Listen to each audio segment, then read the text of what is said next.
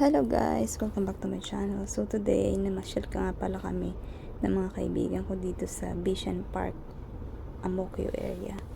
So first time ko dito guys at talagang napakaganda nitong park na ito. Malawak, sobrang ganda ng mga pwede ka mag-picture kagaya na lang yan.